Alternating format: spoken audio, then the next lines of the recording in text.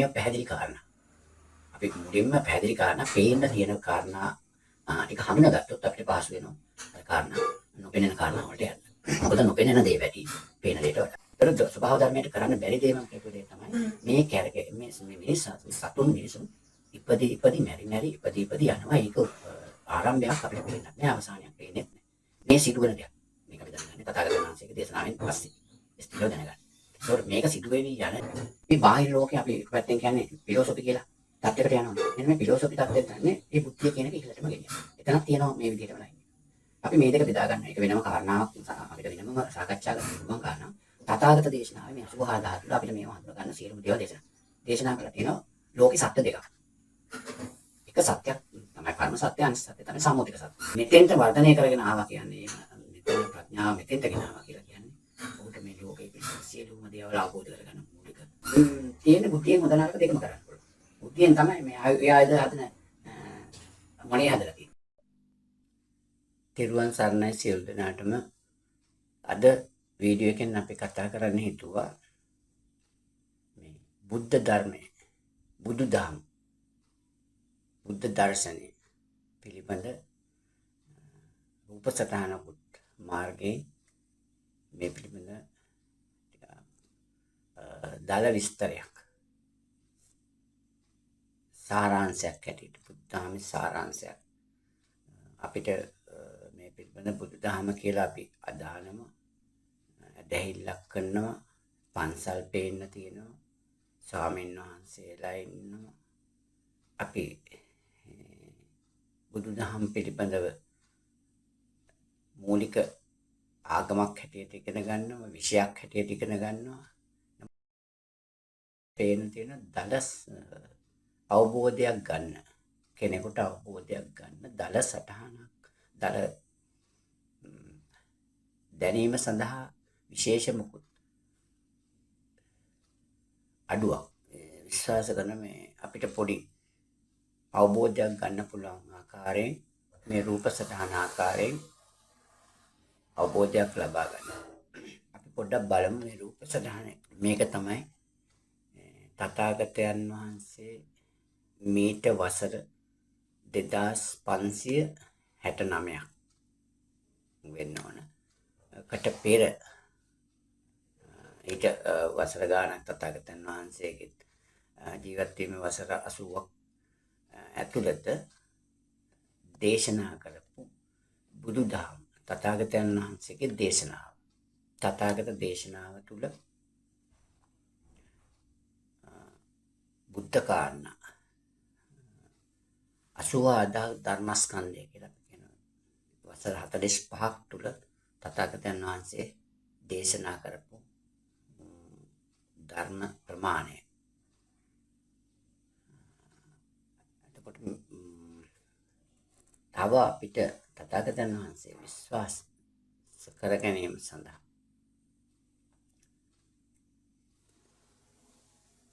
අපි මේ සාකච්ඡා කරන්න අපිට වාසනාවක් ලැබිලා තියෙන්නේ බෞද්ධයන්ට. බෞද්ධයන් මේක ධර්මයක් හැටියට අදහන. ධර්මයක් තියෙනවා මේක ඇතුලේ.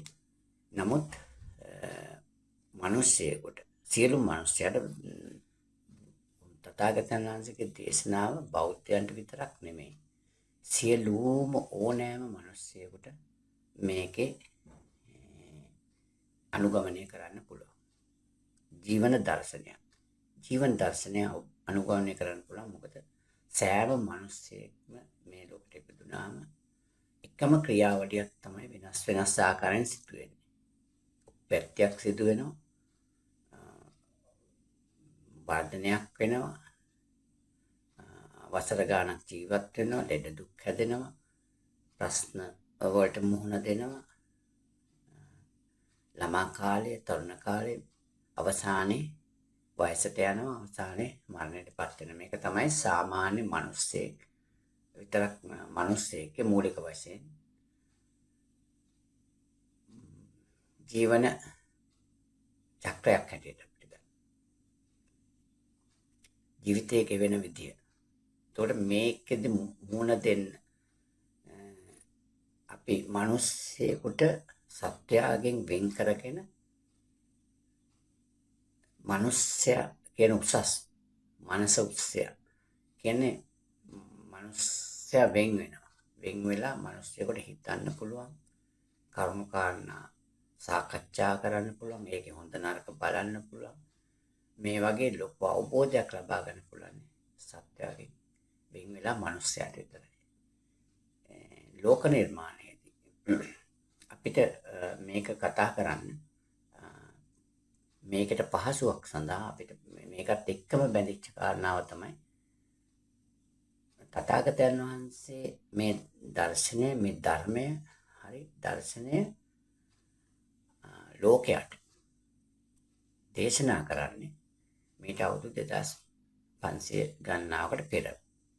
ඒකට මේ මෑත ලෝකේ මේ දෙක සාපේක්ෂව මෑත කාලේ ගොඩක් මෑත කාලේ වසර 2500ක් 2500ක් වගේ ඇතුළත 2500 2570ක් වගේ ඇතුළත. ඊට පෙර ඉඳලා මේ ලෝකේ පැවැත්මක් තියෙනවා. ලෝකයක් කියලා මේ පෘථුවියක්. මේ පෘථුවියේ තමයි අපි ඉන්නේ. මේ පෘථුවියේ නිර්මාණය අපිට හැට පේන තියෙන දේවල් අපි සාපේක්ෂව ඉස්සෙල්ලා අධ්‍යයනය කරොත් ලෝකේ නිර්මාණය කරන්නේ අපි මොහොතකට හිතමු. ඒකයි නිර්මාණකරුවා තමයි ස්වභාව ධර්මය. ලෝකයක් නිර්මාණය කළා කියන ස්වභාව ධර්ම. මේකට විවිධ ආගම් වල විවිධ විශ්වාස මත එක නම් දෙනවා. මහා බ්‍රහ්මයා කියලා කියන්න පුළුවන්. එහෙම නිර්මාණය කළා. එහෙම නැත්නම් දෙවි කෙනෙක් නිර්මාණය කළා. දෙවියන් වහන්සේ විවිධ දෙවියන් විසින් මේක නිර්මාණය කළා. ඒකේ කිසිම ප්‍රශ්නයක් නැහැ. ඒ කතාවල යම් කිසි සුළු සත්‍යතාවයක් තියෙන්න පුළුවන්. මොකද එතන දැන් අපි తాවකාලික සඳහන් කරන ස්වභාව ධර්මය කියලා තමයි මම සඳහන් කරන්නේ. කොහොම නිර්මාණයක් තියෙනවා. අපිට හැට පේන නිර්මාණයක්. මේ ලෝක නිර්මාණකරුවා හැටියට මේ මොහොතේ මම කියනවා ස්වභාව ධර්මය.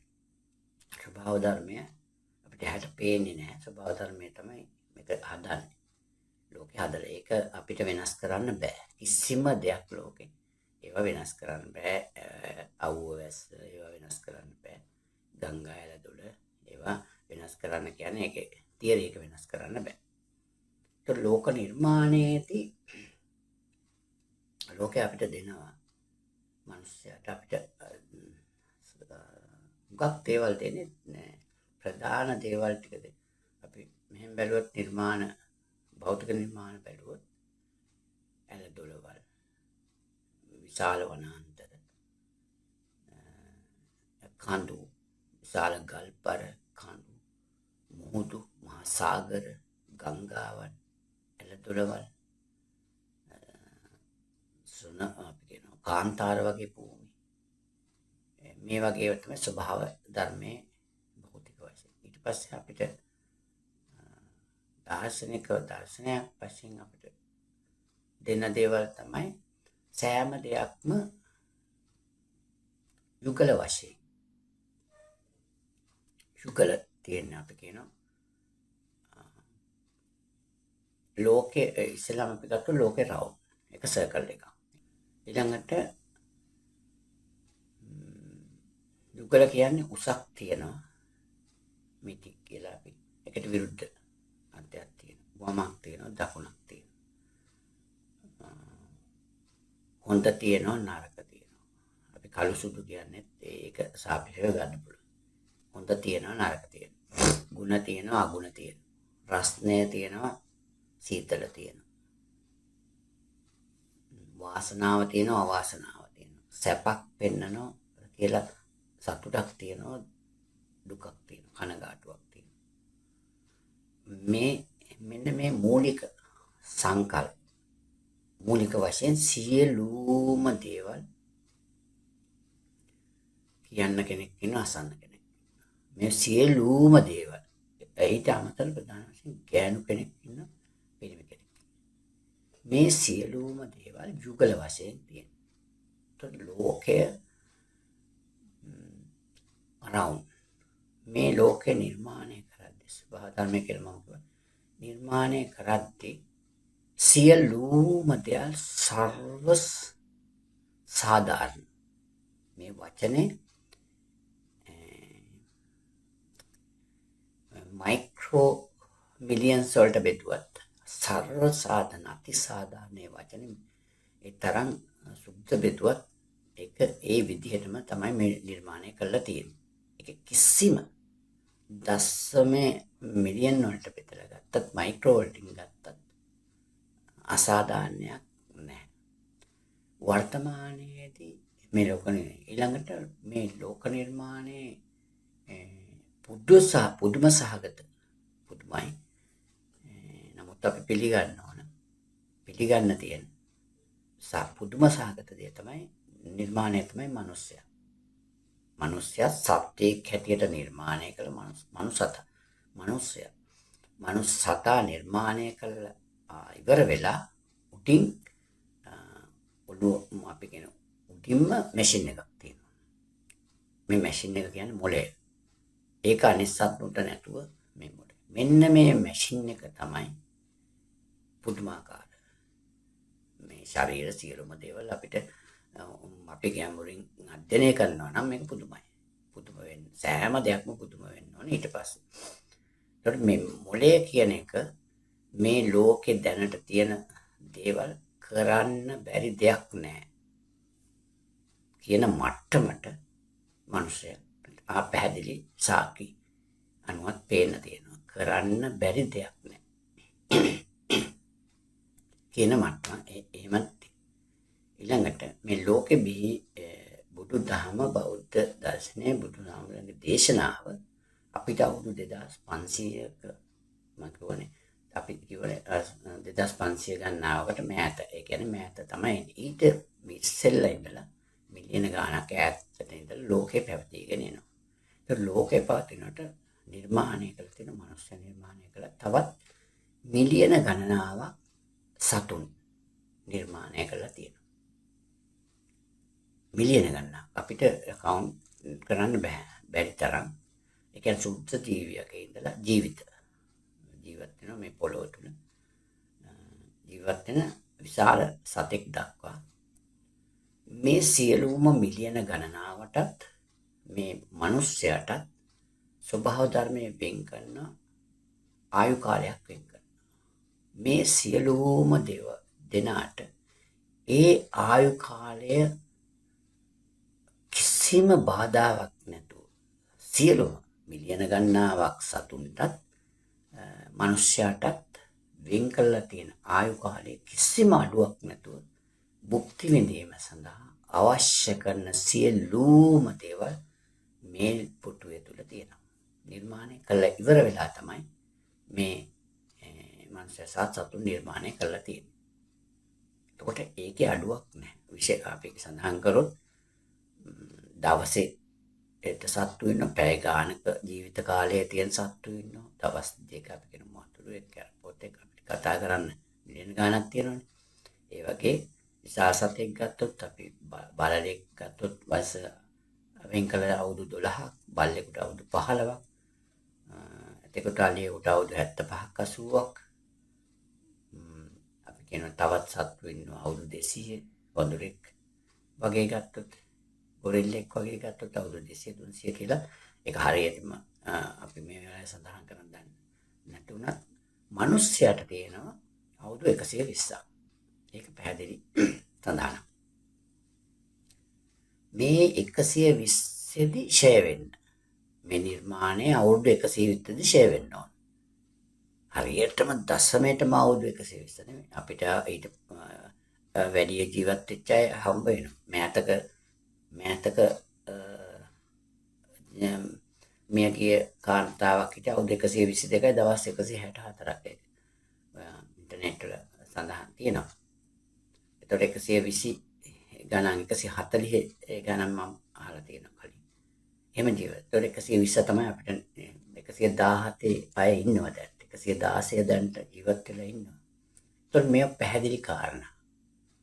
අපි මුලින්ම පැහැදිලි කාරණා පේන්න තියෙන කාරණා ටික හඳුනාගත්තොත් අපිට පහසු වෙනවා අර කාරණා නොපෙනෙන කාරණා වලට යන්න. මොකද නොපෙනෙන දේ වැඩි. පේන දෙයට වඩා.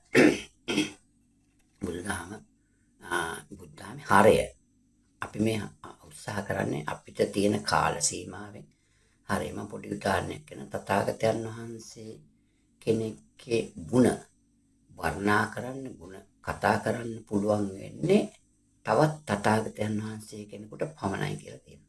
ඒ කියන්නේ ඒ තරම් ඒ කියන්නේ කොච්චර කාලයක් ඒ කියන්නේ අපේ මනුස්ස ලෝකේ කෙනෙක් නැහැ තථාගතයන් වහන්සේගේ ಗುಣ සම්පූර්ණ ඉවර කළා කතා කරන්නේ.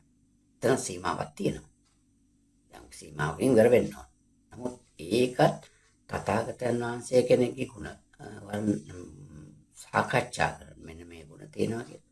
ඒ ಗುಣ සාකච්ඡා කරන්න තවත් තථාගතයන් වහන්සේ කෙනෙක්ම කරන්න ඕන කියලා ධර්මයේ සඳහන් කරලා තියෙනවා. එතකොට එහෙම තියෙන ගුණය අපිට තථාගතයන් වහන්සේ කෙරෙහි ගෞරවය සහ ශ්‍රද්ධාව හදා ගැනීම සඳහා මොහොතකින් අපි කියන විනාඩියකින් ඇතුළත වගේ කතා කරන්න පුළුවන් පළවෙනි ගාථාව තුළ දීලා තියෙනවා ගුණ 9ක්. ඉතිපිසෝ ගාථාව තුළ. ඒතර අර වගේ විශාල ගුණ කැටි කළා අරගෙන අපේ මේ අවස්ථාවේ අපේ මේ මනුස්සයාට අවශ්‍ය කරන අවස්ථාවට ප්‍රයෝජන වීම සඳහා ගුණ 9ක් සඳහන් උදාහරණයක් වෙනක පළවෙනි ගුණ හැටියට රහසින්වත් පවු නොකරන හේයින් උන්වහන්සේ අරහන් වනසේ. ඒකත් ගුණයක්. අතීත වර්තමාන අනාගත යන තුන් කල්හිම ලෝකයේ ඇති සියලුම දේ තුන් ලෝකෙම සියලුම දේ අතේ නෙල්ලි ගෙඩියක් තිබ්බම කොහොමද පැහැදිලි වෙන්නේ? ඒ තරමට පැහැදිලිව අවබෝධ කරගත් හේයින් උන්වහන්සේ සම්මා සම්බුද්ධ වනසේ. ඔය වගේ ගුණ 8ක් තියෙනවා. ඊළඟට බුද්ධ ධම්ම සංඝ කියන එක තමයි අපි මූලික අපි විශ්වාස කරන්නේ. ඊට පස්සේ ධර්මයාගේ ගුණ 6ක් තියෙනවා. ධර්මයේ ගුණ. සංඝ ගුණ තියෙනවා. සංඝයාගේ ගුණ තියෙනවා 9ක්. මේ වගේම උජිපටුපන්න ඒ වගේ ගුණ 9ක් තියෙනවා. ගුණ 6ක් ධර්මයේ තියෙනවා. ඒතර මේ ගුණ 24ක් තියෙනවා. මේක කැටි කරලා අරගෙන තමයි මෙතෙන්ට මේ කියන්නේ. ඒ වගේ ලෝකේ අපි මේ කැටි කරලා අරගෙන සරලව ඉස්සෙල්ලාම අපිට පහසු වෙනවා. මේකේ සාරාංශය හැටියට දැනගන්න. අපි මේ රූප සටහනෙන් උත්සාහ කරන්නේ මෙන්න මේ කාරණාව පැහැදිලි කරන්න. ඊළඟට තථාගතයන් වහන්සේගේ දේශනාව අපිට විශ්වාස කරන්න ඕන. ශ්‍රද්ධාවක් හදාගන්න නම් විශ්වාසය සහ ගෞරවයෙන් පිළිගැනීමක් තියෙනවා. මේ පිළිගන්න අපිට කාරණා කීපයක් මූලික හේතු වෙනවා. අපිට මේ තථාගතයන් වහන්සේ හිටියා කියලා ඉන්දියාවේ පහළ වුණා කියලා වසර කාලය හරියටම තියෙනවා නිශ්චිතව. මීට වසර 2569කට පෙර 70 වෙන්න ඕන මේ වෙසක් එකට එන්නේ. වෙසක් ඉදිරි වෙසක් එකට 69කට පෙර වෙන්න ඕන මගේ දැනුම. ඒකට ඒක නිශ්චිත කාලයක්. ඒක අතීතේ හරියට හොයාගෙන ගියාම ඒ කාරණා විනාශ වෙලා නැහැ අතීත කරුණුත් එක්ක. ඒක තියෙනවා. ඊළඟට දේශනා කර ප්‍රමාණයක් තියෙනවා. ඒ කියන්නේ 84000ක් ධර්මස්කන්ධ දේශනා කරනවා. ඒත් කෙනායින් ගෞතම තථාගතයන් වහන්සේ මේ කාරණා මූලික වශයෙන් අපේ විශ්වාසය අදා ගැනීම සඳහා අපිට ප්‍රමාණවත් වෙන කාරණා හොඳට තියෙනවා. ඊට වැඩි කාරණා තියෙනවා. ඊළඟට මේ තථාගතයන් වහන්සේ දේශනා කළ ධර්මස්කන්ධය ධර්මයේ සඳහන් කරලා ඒ පස්සිකෝ ආහුනේ දක්ින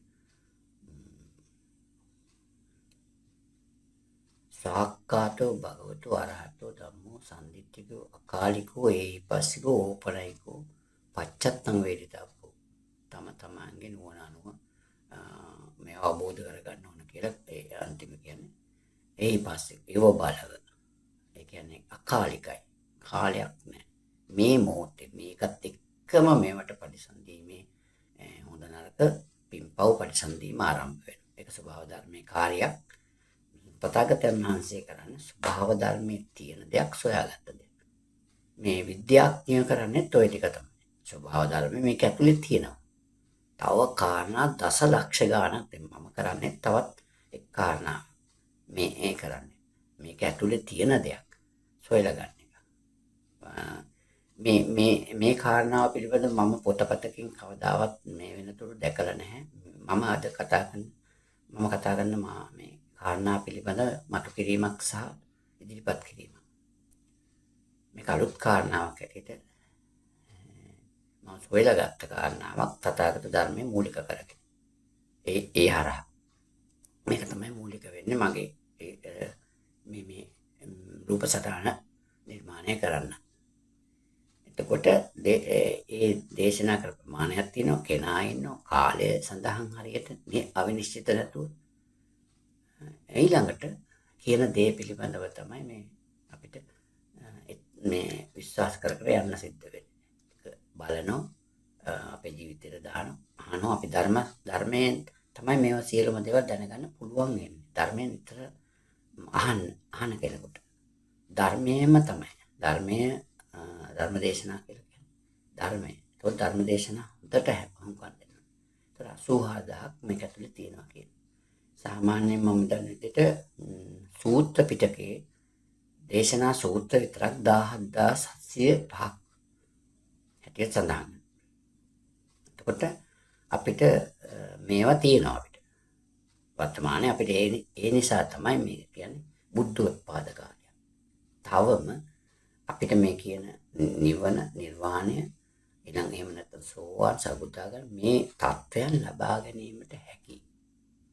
ඒක අපි එහෙම මොහොතකට තියලා ස්වභාව ධර්මය නිර්මාණය කරලා තියෙන සියලුම දේවල් යුගල වශයෙන් නිර්මාණය කරලා තියෙනවා.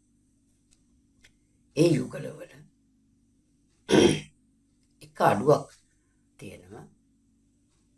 කිසිම දෙයක් නැහැ. අපි කියනවා අපි අතීතේ කතා කරනවා කියන්නා කෙසේ කිව්වත් අසන්නා සීප. ඒ කියන්නේ කියන්නාට තියෙන අයිතිය ප්‍රමාණය මයික්‍රෝ දශම වලින් අසන්නාට ඒ ප්‍රමාණයම තියෙනවා.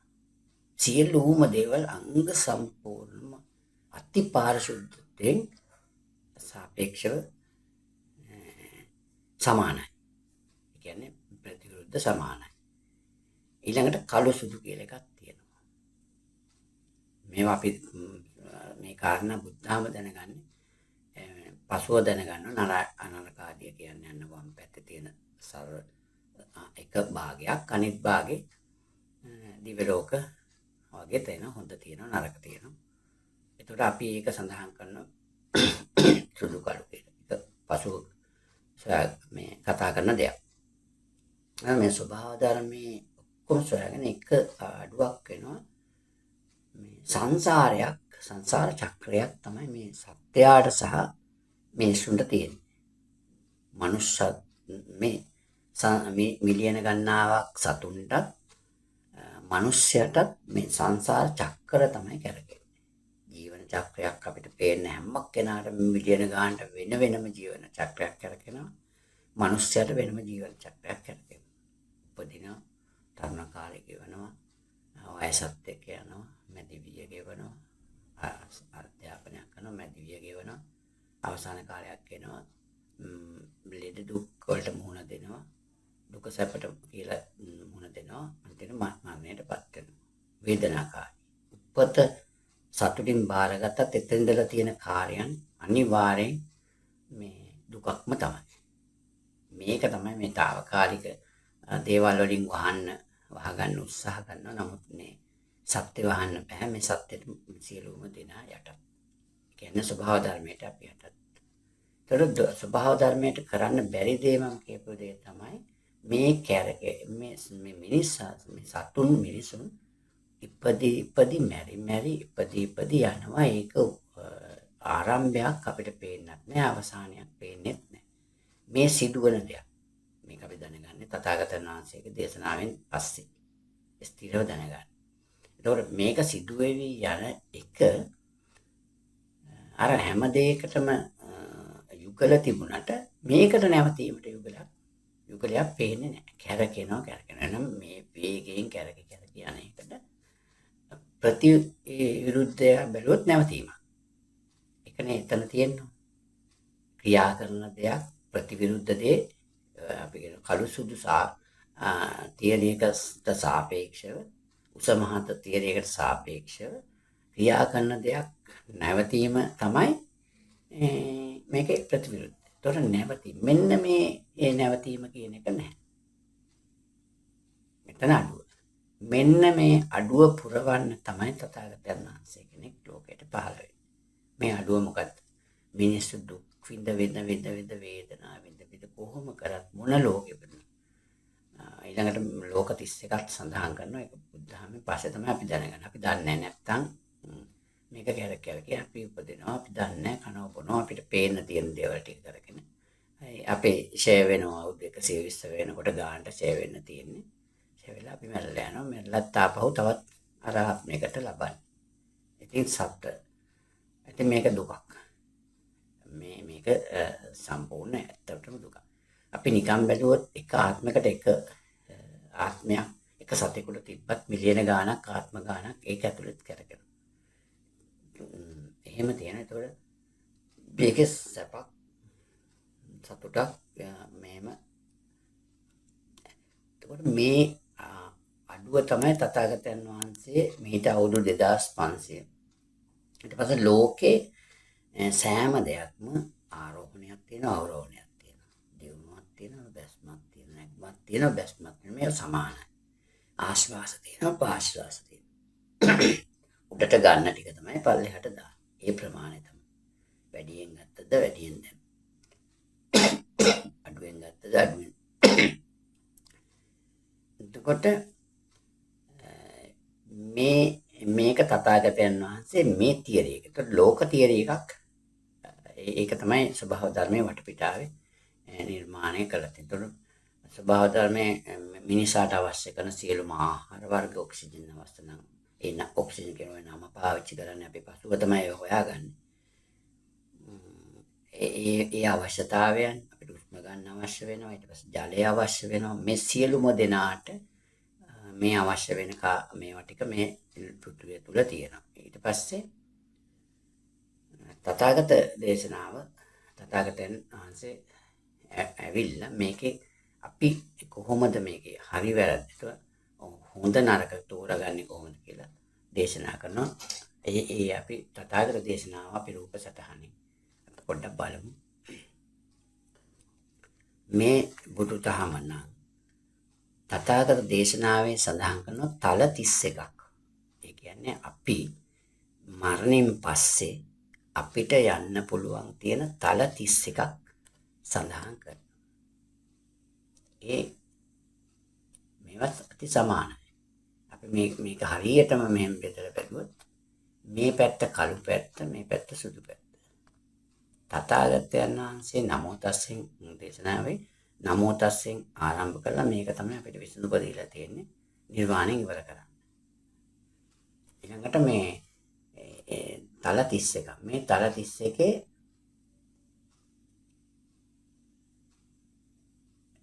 මේ පැත්ත අපි බැලුවොත් මෙතනින් ලෝක තල 16ක් සඳහන් කරනවා. තල 16ක් මේවට වෙනම නම් වශයෙන් මේවා පැහැදිලි මේ කාරණා තියෙනවා. අපි වෙනම කතා කරන්න ඕන කාරණා. ඊළඟට දිව්‍ය ලෝක මූලික වශයෙන් දැනගත යුතු කාරණා. දිව්‍ය ලෝක 6ක් සඳහන් කරනවා. තුසිත චාතුර්ය කියලා මෙහෙම දිව්‍ය ලෝක 6ක්. ඊළඟට ආයි බ්‍රහ්ම ලෝක විශේෂ බ්‍රහ්ම ලෝක 4ක් සඳහන් කරනවා. අපි ඒක ධර්මයේ ඉගෙන ගන්න දහම් පාසල් ඉගෙන ගන්න ඉතින් සිත මිස කාය නැති බඹලෝක 4ක කියලා කියන්නේ මෙන්න මේ 4ට. ඊළඟට මේ පැත්තේ තියෙනවා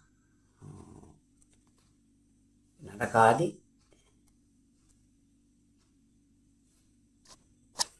නරකාදී 4ක්. මේ පැත්තේ තියෙනවා අසුර ආවීචි නිරය තිරිසන්.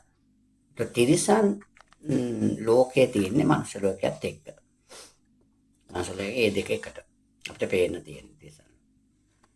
ඊළඟට මේ සාපේක්ෂව තථාගත දේශනාව බලමු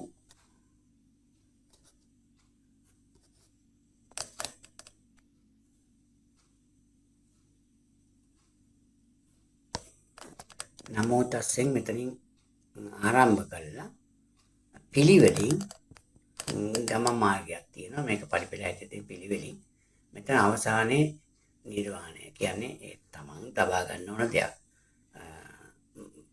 තමන්ගේ මනසට ලබා ගන්න දෙයක්. එතනින් මේ ආත්මේ නවත්තලා දුක් විඳීම ඉවරයි එතනින්. ආත්මය ඉපදීම් මේ සංසාර චක්‍රය ඉවර කිරීම. කැරක යන චක්‍රයක්.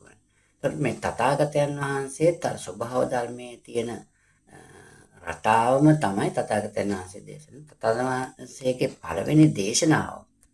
පළවෙනි දේශනාව බුද්ධ චක්‍ර. ධම්සක් පැවතුම් ධම් චක්‍ර ධර්ම චක්‍ර පැවැත්වෙන සූත්‍රය. ඒ කියන්නේ එතනත් ඒ චක්‍රයක් අර තියරියකම තමයි මෙතෙන්ද ගන්නෙ තථාගතයන් වහන්සේ. එතකොට මේකේ අපි ගමන් මාර්ගයේ සරලව අපි බලමු. නමෝ තස්ස පටන් ගන්නවා. නමෝ තස්ස ඊට පස්සේ පංචශීලයේ තියෙනවා. තිසරණ සරණ යන්න ඕන. පංචශීලයේ තියෙන අෂ්ටාංග සීලයේ තියෙන දස සීලයේ තියෙන ඊළඟට තියෙන දස වස්තුක සම්මාදිට්ඨිය කියලා.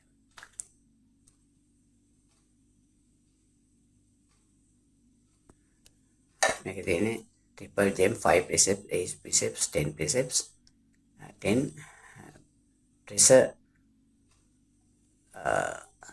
right vision කියලා. අපි කියන මේකට කියන සම්මාදිට්ඨිය ලෞකික සම්මාදිට්ඨිය කියලා කියනවා. worldly right vision කියලා අපි සඳහන් කරන්න පුළුවන්.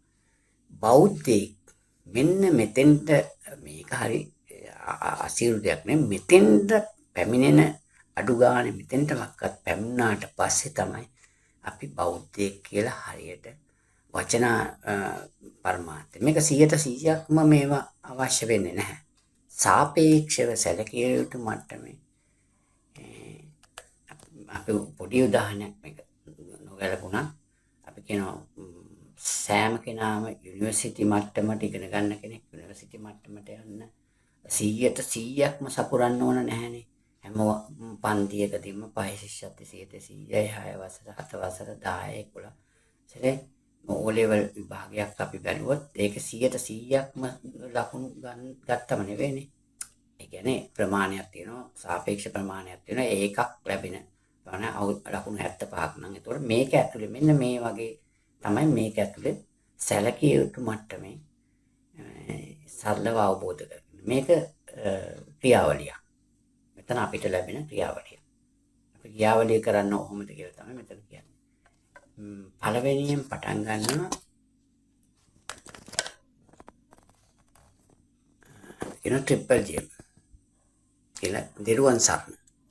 දිරුවන් සරණ කියන්නේ බුද්ධ ධම්ම සංඝ. එතකොට මම කව බුදුන් වහන්සේට මේකේ ගමන යන බුදුන් වහන්සේට වන්දනා කරන්න අපි ගාථාවක් පාවිච්චි කරනවා. ඉතිපිසෝ ගාථාව. ඒකේ තමයි බුදු ගුණ 9 සඳහන් වෙලා තියෙන්නේ. එතකොට ඒක දැනගෙන අවබෝධයෙන් යුතු දන්න තරමට ශ්‍රද්ධාව වැඩි වෙනවා. දැනගත්තට පස්සේ අපිට ගෞරවයක් ඇති වෙනවා. මේක දැන් ලෝකේ විශාල දෙයක් මේ අපිට දීලා තියෙන්නේ.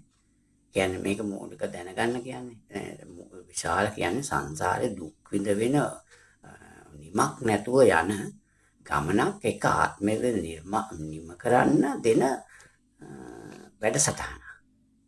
දෙන මේ එකක් අපිට ක්‍රියා කරන්න දෙන වැඩපිළිවෙලක්. ඒතර මේ වැඩපිළිවෙල කියා දෙන කෙනාට ගෞරවයක් අනිවාර්යෙන් ඇති වෙන්න ඕනේ. ඒකත් එක්කම අපි අපේ හිත පිරිසිදු කරගෙන අපේ හිතේ විශ්වාසයක් ඇති කරගන්න. මේක මෙහෙම වෙනවා මෙහෙම වේවි කියලා ඒක වෙනවනේ වෙනවාමයි කියලා මෙතන ඇති වෙනවා මේ ගමන් මාර්ගේ ගියොත්.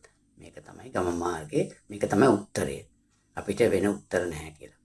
මෙතෙන්දී අපි මේ මූලික කාරණා දැනගන්න ඕන කියන්නේ ඉතිපිසෝ ගාථාවේ ඔබ මුලින් අපි සඳහන් කරන ඔබ වහන්සේගේ නැති මේ සරණං අඤ්ඤා නැත මට අන්සරණ ඔබ වහන්සේගේ සරණ මම අසරණ වෙලා ඉන්නේ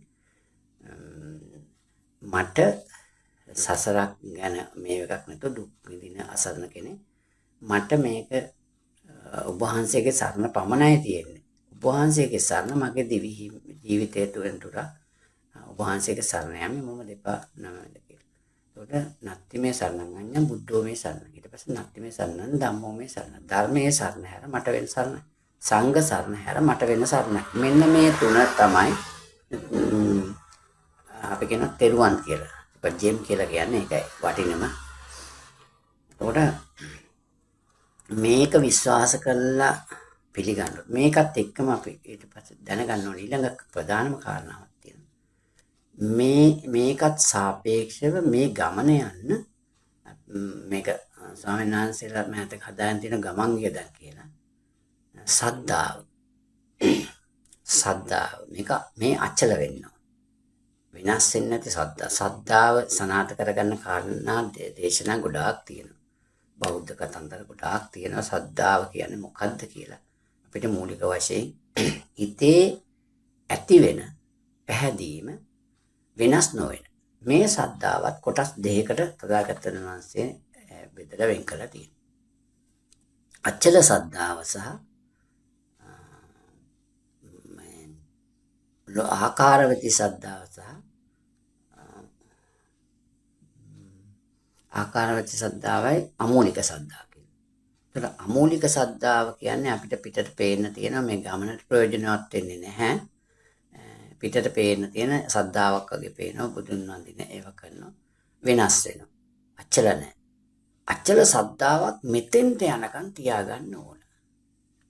ඒක තියාගන්න කිසිම අමාරුවක් නැහැ. මෙන්න මේ ක්‍රියාවලිය කියන ක්‍රියාවලිය ඒ විදිහට අපි කරගෙන ගියා. ඒ කියන්නේ මේ ක්‍රියාවලිය කරන්න ඕන මනුෂ්‍යයා මේ සංසාරේ ගෙවන්නේ කාරණා හතරක් නිසා. මේ හතර තමයි ලෝකේ සියලුම මිනිස්සු තුළ සිත තුළ පහළ වෙන මූලික කාරණා. මොකද්ද? ලෝභය, ද්වේෂය, මෝහය සහ රාගය. මේ හතර තමයි සිත් වල ඕනම සිතක ලෝකේ පහළ වෙන තියෙන සිතක සතට සිතක් නෑ. මිනිස්යාගේ සිත් තුළ පහළ වෙන්න පුළුවන් දේවල් අඩු වැඩි වශයෙන්. ඒත් මේව නිසා තමයි මේ සංසාරේ ගෙවන කාර්යය මෙන්න මේ හතරට උත්තරය තමයි මේ හතර හදාගන්න විදිය තමයි මේකෙන් කෙරෙන්නේ. මේ හතර ලෝභය නතර කරන අලෝභයෙන් තමයි ඕන. ද්වේෂය නතර කරන අද්වේෂයෙන්. මෝහය නතර කරන්න අවබෝධය කියන්නේ ඒක මේ මෝහය කියන එක තමයි අපි ටිකක් මේ කාරණාවලට මම දකින්නේ ටිකක් අපිට තෝරගන්න බැරිම පැටලෙන කාරණා. ඊට පස්සේ රාගය මේ සිතුවිලි තමයි ඇති වෙන්නේ. මෝහය අපි උදාහරණයක් ගත්තොත් මෝහය ඇති වෙනවා කියන්නේ අපිට යමෙක් අපේ නම කියලා බනිනකොට අපිට යම් කිසි තරහක් ඇති වෙනවා නම් ටිකක් තදින් බන්නකොට තදින් තරහක් ඇති වෙනවා නම් ඒ මෝහය නිසා. මේ තාවකාලික තියෙන මට අයිති නැති මේකට බන්නකොට අපිට මේක ඉවස ගන්න පුළුවන් නම් ඒ මෝහය අඩු කර ගැනීම. මේකට වැඩ පිළිවෙලක් තමයි මේ. ඒකට සද්ධාව එක්ක මේ බුද්ධ ධම්ම සංඝ අදාගෙන ගියට පස්සේ අපිට වැඩ පිළිවෙලක් දෙනවා ක්‍රියා කරගෙන යන්න පංචශීලය කියලා. මෙන්න මේ 5%. මේ පංචශීලයේ මූලිකම කාරණා තමයි පළවෙනිම කාරණාව තමයි අනුන්ගේ ජීවිත හානි කරන්න බෑ. ඒක අර මිලියන ගාණක් සතුනුත් මේ මිනිස්යාගේ ජීවිත හානි කරන්න බෑ. ජීවිතේ කිසිම හානි. ජීවිත හානි කිරීම නතර කරලා ජීවිත ආරක්ෂා කිරීම සඳහා මේ ක්‍රියාවලිය යන කෙනාගෙන් ඒ හානියක් වෙන්නේ නැහැ. ආරක්ෂා වීමක් තමයි වෙන්නේ. මේ කාර්යය හැම කෙනෙක්ම කරනවා නම් කිසිම සතෙක් මේ ලෝකේ මැරෙන්නේ නැහැ. මිනිස්සෙක් තව කෙනෙක්ගේ අතින් එහෙම වෙන්නේත් නැහැ. එහෙම වෙන්න බෑ. ඉතින් ඒකට තමයි මෙතන තියෙන්නේ. එතන බුද්ධ ධම්ම සිත කය වචනය මේ තුන තමයි මේවා සිද්ධ වෙන මේ කාරණා හතර. හිතවල ඒ වගේ කාරණා ඇති වෙනවා කියන්නේ පාපේ පැත්තට වෙන්න පුළුවන්. මේවට විරුද්ධව ක්‍රියා කරන පැත්ත මේ පැත්තට එකතු වෙනවා. මේ කරන හැම ක්‍රියාවකම හැම සිතුවිල්ලේ කරන හැම වචනයකටම පිනක් පවක් සිද්ධ වෙනවා. මේකේ ඒ පැති දෙක අනුව ක්‍රියාව අනුව. ඊළඟට මේක ක්‍රියාවෙන මේ පව්පින් ක්‍රියාවලිය සිද්ධ වෙන විදිය පළවෙනි ධම්මපදයේ කියන්නේ බුදුදහම තියෙන සාරය කැටි කරලා අරන් ගාථා 423කට හදලා තියෙන එක පොතක්. අපි ඒක සෑම බෞද්ධයෙක්ගෙම නිවසක තියෙනවා. සෑම බෞද්ධයෙක්ම කියවන්න ඕන. අපි කියන බෞද්ධගේ අත්පොත හැටියට තියෙන. මේකේ පළවෙනිම ගාථාව තියෙන්නේ මනෝපුබ්බං ඒ මනසට. මනසකට පව්පින් යන විදිය තමන්ගේ හෙවණැල්ල වගේ උදව් වෙනවා. කරගන්න පින් තමන්ට ප්‍රයෝජනවත් වෙනවා. මේ සුදු පැත්තට තමන් කරගන්න පව් කරත්තරෝදේ වගේ ගෙවන්න වෙනවා. මේ කිසි කෙනෙකුට මේ සිත, කය, වචනය තුනෙන් කෙරෙන අකුසල කුසල් වල මේවක පෙන්වනවා. ඊට පස්සේ පළවෙනි දෙවෙනි එක අන්සතු දේ නොගැනීම. එතකොට මේ මූලික පිළිවෙලක් තියෙනවා මේ යන. මේ පළවෙනි කාරණාව පිළිගන්න ඕන. අනුන්ගේ ජීවිත නැති කරන. දෙවෙනි එක අන්සතු දේ ගත්තම යාට ඇති වෙන වේදනාව අමාරුවෙන් සොයාගත්ත දෙයක්, අමාරුවෙන් එකතු කරගත්ත දෙයක්, තව කෙනෙක් නොගැනීම අනුදැනුමක් නැතුව, කැමැත්තක් නැතුව. තුන්වෙනි කාරණාවත් ඉතා බරපතල කාරණාවක්. මේ කාමයේ වර්ධනය හැසිරෙන එක වෙනම අපි වෙනම කතා කරමු. පස්වෙනි කාරණාව හතරවෙනි කාරණාව බොරු කීම හැටියට තියෙනවා. මේකත් ඉතා බරපතල කාරණාවක්. මේවත් නතර කර ගන්න ඕනේ. මේක සාපේක්ෂව අර මං කිව්වේ ඒක අපිට පිළිගත හැකි මට්ටමකට සිතින්, කයින්, වචනෙන් මේ තුනෙන්ම තුන්දොර කියන්නේ ඒක. තුන්දොර සංවර කර ගන්නවා කියලා අපි කියන්නේ කරගන්න ඕන කියන්නේ ඒක. ඊළඟට මේ පහ කරගන්න මේ හතරක් ඊට පස්වෙනි කාරණාව හැටියට තියෙන්නේ සුරාමේරය. මේකෙන් හානි වෙන විදිහක් තියෙනවා. කාණි දෙකක් ප්‍රධාන වශයෙන් පෙන්වනවා. එකක් තමයි මනස පිරිසිදුව තියාගන්න ඕන, ක්ලියර් කරලා තියාගන්න ඕන මනස මොහොතකට මත් කළා ඒ කියන්නේ විකෘති කර. తాවකාලික මත්පැන් ගන්න කෙනාගේ తాවකාලික මනස විකෘති කරනවා. ඊළඟට මේක කාලය ප්‍රශ්නයක් වෙනවා. ඒ කාලයේ ප්‍රශ්නය නෙමෙයි තථාගතයන් වහන්සේට හම්බ වෙන ලෝකය නිර්මාණය කළා. අර වගේ මං කියන යුගල වශයෙන් එහෙම තියෙන ඒ ලෝකයේ තමයි තථාගතයන් වහන්සේට ස්වභාව ධර්මයේ බාහිර දෙන්නේ මේ රාජකාරිය කරන්නේ. අපි එහෙමද? එතකොට තථාගතයන් වහන්සේට සිද්ධ වෙනවා මේ අවුරුදු 120ට සාපේක්ෂව මේක නිර්මාණය කරන්න. තථාගතයන් වහන්සේ කරන්නේ අවුරුදු 120න් මේක අවබෝධ කරගෙන කෙනෙකුට නිර්වාණය ලබා ගන්න පුළුවන් මට්ටමට තමයි මේක. සමහර දේශනාවල සමහර තැන්වල සඳහන් වෙනවා මේක නිකන් අපිට බෞද්ධයෝ අද වර්තමානයේ බෞද්ධයෝ ගත්තොත් වර්තමානයේ බෞද්ධයෝ ගැන අපිට කතා කරන්න ගොඩක් දේවල් තියෙනවා. යම්කිසි කාලයක ඉඳලා වේගයෙන් බෞද්ධයන් අබෞද්ධ වීමේ බෞද්ධයන් බෞද්ධ දර්ශනයෙන් ඈත් වීම වේගයෙන් ඈත් වීමක් පෙන්වනවා. වර්තමාන සමාජයේ වේගයෙන් ඈත් වීමක් පෙන්වන එකට හේතු කාරණා විශේෂයෙන් ඒවා සාකච්ඡා කරන්න පුළුවන් විශේෂ කාරණා කීපයක් තියෙන මූලික මම දකින කාරණා. එතකොට ඒකටත් හේතු වෙනවා මේ අවබෝධය. ඊළඟට තථාගතයන් දැන් මේ පංචශීලයේ පස්වෙනි ශික්ෂාපදයේ සඳහන් කරන්නේ ප්‍රමාදයට හේතු වන බැවින් මානස විකෘති වීමක් වෙන එකයි ප්‍රමාද වීමයි. ඉතින් ඒක නිසා තමයි බුදුහාමුදුරුවෝ සඳහන් කරලා තියෙන්නේ අවස්ථාවල හුඟක් අවස්ථා සඳහන් කරනවා අප්‍රමාදෝ අමතපතං. ඒක පරිනිබ්බාන අවස්ථාවේදී සඳහන් කළා ප්‍රමාද වෙන්න එපා. මේ ප්‍රමාදයන් අපි නිරයට නිතරම මේකෙන් වැඩි කොටසක් ආයි තථාගතයන් සඳහන් කරන එක තැනක නියපොත්තට පස් ටිකක් අරගෙන මේ ලෝකයේ තියෙන පස් ටිකද වැඩි මේ නියපොත්තේ තියෙන පස් ටිකද මේ එහෙනම් ලෝකයේ තියෙන පස් ටික තරමටම මේ උපදින සත්‍යය වැඩි කොටසක් යන්නේ දුගතියට.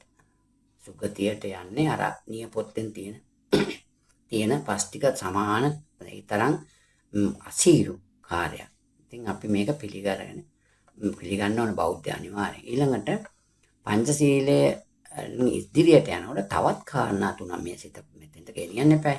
සිත තවත් කාරණා තුනක් එකතු කරගන්නවා. ඒකත් අර තෘෂ්ණාව මේ කාරණා තමයි බිඳ යන්න බලන්නේ මේ සුළු වශයෙන් ආරම්භ කරනවා. ඊළඟට මේ ගමනේදී සද්ධාව කියන එක තමයි මග වියදම් කියලා අපි කියනවා. මේක සාන්ද්‍ර කියන එක අපිට ගන්න පුළුවන් අපිට අපි එහෙම හිතමු. මේ සද්ධාව අචල සද්ධාව එකක් දෙකක් තියෙනවා කියලා කිව්වා. ආකාරවතී සද්ධාව තමයි මේකට අවශ්‍ය වෙන්නේ. ඊළඟට සද්ධාවත් එක්කම ගෑවිලා තියෙන තමයි ප්‍රඥාව. මේ ගැනත් විශේෂයෙන් සඳහන් කරනවා ප්‍රඥාව කියන්නේ මොකක්ද කියලා. මේ තථාගතයන් වහන්සේ මේ පහළ වෙන්න පෙර ලෝකයේ තියෙනවා. ලෝකේ නැතත් තියෙනවා අන්නාගමිකයන්ට ලෝකේ තියෙනවා. තථාගතයන් වහන්සේගේ ධර්මයේ පසුකාලීන පහළ. ඒත් ලෝකේ පාවිච්චි කරන මේ මිනිසාගේ පවර්ෆුල් කියන්නේ මේ අති සීමාවක් කරන්න බැරි බරපතල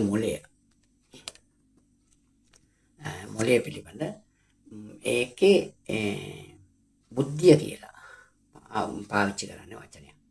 බුද්ධිය. අපි සිංහලෙන් පාවිච්චි කර බුද්ධිය මේ ඉන්ටෙලිජන්ට් කියලා කියනවා. මේ බුද්ධිය කියන වචනය බුද්ධිය කියන දේ තමයි මිනිස්යාට තියෙන්නේ.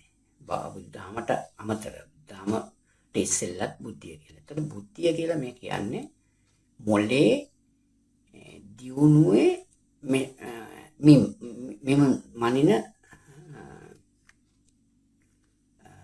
මෙනු මේකකේ මනින මොලේ වර්ධනය මනින මොලේත් පුද්ගලයෙන් පුද්ගලයට සාපේක්ෂයි.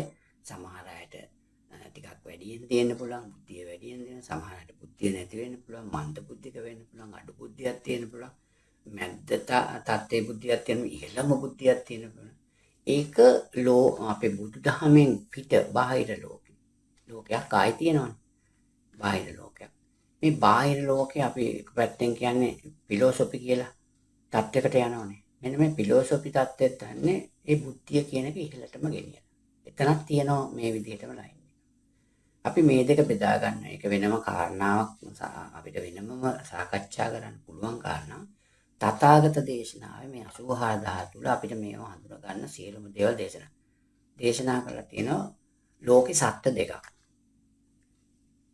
එක සත්‍යයක් තමයි පරම සත්‍ය, අනිත් සත්‍ය තමයි සම්මුතික සත්‍ය. පරම සත්‍ය කියලා කියන්නේ මේ තථාගතයන් වහන්සේ දේශනා කරපු ධර්මය 84000 අයිති වෙන්නේ මේ පරම සත්‍යයට. පරම සත්‍යයේ මූලික කාරණාව තමයි මූලිකම පරම සත්‍ය කියන්නේ මූලිකම කාරණාව තමයි දුක්ඛ චතුරාර්ය සත්‍ය. චතුර් කියන්නේ හතරක්, සත්‍ය හතරක්, ආර්ය සත්‍ය හතරක්. මේ ආර්ය සත්‍ය හතර තමයි දුක ඇති වීමට හේතුව, දුක නැති කිරීමේ මාර්ගය, ඒ ක්‍රියාවට නැගීම. දුක නැති කිරීම. මේක තමයි චතුරාර්ය සත්‍ය. පරම සත්‍ය කියන්නේ මේ 84000ම තථාගත දේශනාවේ අයිති වෙන්නේ පරම සත්‍යද. මොකද මේ ලෝකයේ ස්වභාව ධර්මය ඇතුළේ තියෙන සියලුම සත්‍යයන් ටික තමයි මේ 84000 ඇතුළේ තියෙන්නේ. ඒ කියන්නේ මේ ඒකේ කරන හොඳ නරක දෙකම. ඒ කියන්නේ අපිට බෞද්ධයට කියලා තියෙනවා ව්‍යාපාර පහක්. ව්‍යාපාර කියන එක ලෝකෙ පිළිගැවෙන කෙරෙන තියෙන දෙයක්. ලෝකේ පැවැතින් මේ පැවැත්මේදී තියෙන දෙයක් ව්‍යාපාර කියන එක. මිනිසුගේ ජීවන සම්මා ආජීවයට ඇති වෙන. එතකොට මේකේ පහක් අපිට කරන්න එපා කියලා තියෙනවා. වෙළඳාම් පහක්. මෙන්න මේ වෙළඳාම් පහ කෙලින්ම නිරේටම හේතු වෙන නිසා මේ පහ කරන්න. මේ පහ සත්ව මරලා මස් කරලා ඒවා විකුණන එකක්. ඊළඟට අවියායුධ වෙළඳාම්, ඊට පස්සේ වාසවිස වෙළඳාම්, මේ වගේ මිනිස් වෙළඳාම්, ඒ වගේ පහක් තියෙනවා. ඊළඟට ඒක ධර්මය. ඒතකොට මේවා සත්‍ය.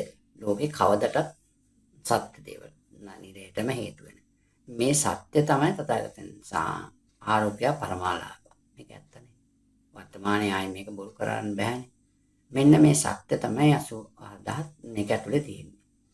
ඊළඟට අනිත් කාරණා තමයි මේ නමෝ තස්සේ ඉඳලා තථාගතයන් වහන්සේගේ මේ ඩිසයින් කරනකොට මේක ඩිසයින් අවුරුදු 120ට ඩිසයින් කරලා තියෙනවා. වේගයෙන් යන්න ඕන. විශාල වශයෙන් ආත්ම ගණනාවක් තියෙන එක මේක 120න් ඉවර කරලා දෙන්න ඕන. සියලුම දේවල් නිර්මාණය කරලා තියෙන්නේ මේක ඉලක්ක කරලා.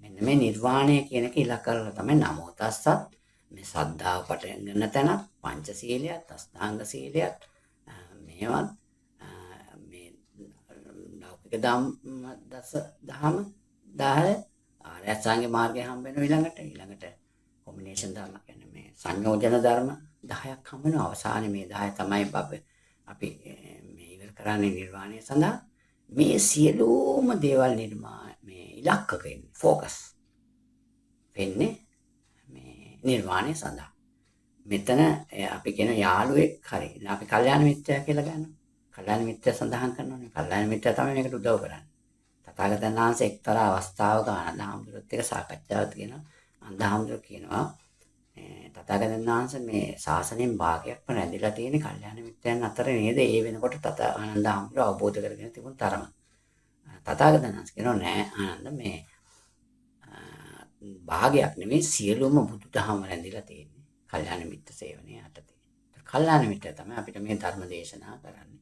අපිට ඒතර මේ සෑම දෙයක් මේ කල්යාණ මිත්‍රයාගේ ඉලක්කෙත් මෙතෙන්ට වෙන්න. මෙතෙන්ට ඉලක්ක වෙන දෙයක් Tamanට උදව්වක් කරන Tamanට එක්ක ඉන්න Tamanට උදව් වෙනවා නම් පත්තරයකින් හරි පොතකින් හරි නිවුස් එකකින් හරි කටින් හරි වාචික වාරය එහෙම නැත්නම් යාළුවෙක් හරි මේකට උදව් කරන කෙනෙක් ඉන්නවා නම් අන්න යා තමයි කල්යාණ මිත්‍රය කියලා කියන්නේ. මේ සියලුම දේවල් නිර්මාණය කරලා තියෙන්නේ, ඉලක්ක කරලා තියෙන්නේ, ફોකස් කරලා තියෙන්නේ. නිවන අරමුණු කළා. කිසි දෙයක් නැහැ. එතනින් පිට මේකක් නැහැ. ඒතර මේක තමයි තථාගතයන් වහන්සේගේ මූලික. ඒතර තථාගතයන් වහන්සේ මේ නිර්මාණයද කරලා තියෙන්නේ. ඉතින් මේ 84000 උදව් වෙන්නේ මේකට. අපි අද බෞද්ධයෙන් ඇහුවත් අද මේක ගැන අවබෝධයක් නැතිකමට අපි මේකට කැමති නෑ සමහරවිට නිර්වාණය නෙවෙයි. ඊට පස්සේ මේ යන අතරමඟදී තියෙනව වෙනත් ධ්‍යාන හතරක් එහෙම තියෙනවා. ඒකට ඒ වයින් වෙනම මේ මොනවා ඊට පස්සේ මතක නැති වෙනවා නැත්තම් මේ ශ්‍රද්ධාවත් එක්කම ඊළඟට ගෑවෙන කාරණා මධ්‍යම අවශ්‍ය අර මොලේ ගැන අපි සඳහන් කරන්නේ මොලයක් කියන බුද්ධියෙන් ඉහළට යනවා. ඒකට බුද්ධියෙන් මේ වැඩේ කරන්න බෑ. ලෝකේ තථාගතයන් වහන්සේ පහළ වෙන්න පෙර තිබුණු බුද්ධියෙන් මේ වැඩේ කරගන්න බෑ. ඒ කියන්නේ ඒ බුද්ධියෙන් කිසිම දෙයක් අපිට අදහසක් දෙන්නේ නැතුව ඒ හරහා හිතන්න බෑ. බුද්ධියෙන් ගියපු තැන තමයි ෆිලොසොෆි කියලා කියන්නේ. මේ බුදුදහම නැතුව. ඒ කියන්නේ බුදුහාමුදුරන්ටත් පෙර හිටියනේ අපි කියනවා සොක්‍රටිස් එතකොට ඇරිස්ටෝටල්ස් කියලා අපි සඳහන් කරන ලෝකේ සඳහන් කරන ෆිලොසොෆි කවුද දාර්ශනිකයෝ අන්න ඒගොල්ලන් ඒ පැත්තෙන් ගිහිල්ලා තමයි මේ තථාගත දේශනාව නැතුව ගිහිල්ලා මේ බුද්ධිය වර්ධනය කරගෙන ඉහළට ගියම තමයි ඒකේ අවස්ථාව ඒක වෙනම කතා කරන්නේ. ඒකට පාවිච්චි කරපු බුද්ධියෙන් මේක කරන්න බෑ. ඒකට තථාගතයන් වහන්සේ නිර්මාණය කරන වෙනමම ඒකකයක් කියන්නේ බුද්ධි වර්ධනයේ මනින ස්කේල් එක. කියන්නේ මිනුම් දණ්ඩත් නෙමෙයි මිනුම් දණ්ඩ මනින මෙෂිම. අපි තරාදිය ඒ තරාදිය මිනුම් මේකකේ තමයි ප්‍රඥාව කියලා කියන්නේ. මේ ප්‍රඥාව කියන එක ගැන ගොඩක් දේවල් සඳහන් කරන්න පුළුවන්. නැන නුවණ ඥානය පඤ්ඤා මේ සියලුම දේවල් වලින් සඳහන් කරන්නේ මේ ප්‍රඥාව කියන්නේ. මේ ප්‍රඥාවට අපි ලකුණක් දෙනවා සාමාන්‍යයෙන් මේවක් දෙනවා සිම්බල් එකක් දෙනවා පහන. පහන කියන්නේ මෙතනින් දැල්ලුවම පහනක් දැල්ලුවම පහනේ අපිට ඉලක්ක කරන්න බෑ මෙන්න මෙතනින් මේ එළිය මෙතනින් ඉවර වෙනවා මෙතනින් එහාට එළිය නෑ කියලා. ඉදිරිය එළිය හදලා දෙනවා. එතන පහන ගෙනිච්චොත් ඉදිරිය හදලා දෙනවා. යන්න එළිය ඉදිරියට හදලා දෙනවා ප්‍රමාණය පුළුල් කර කර. මෙන්න මේ හැටේට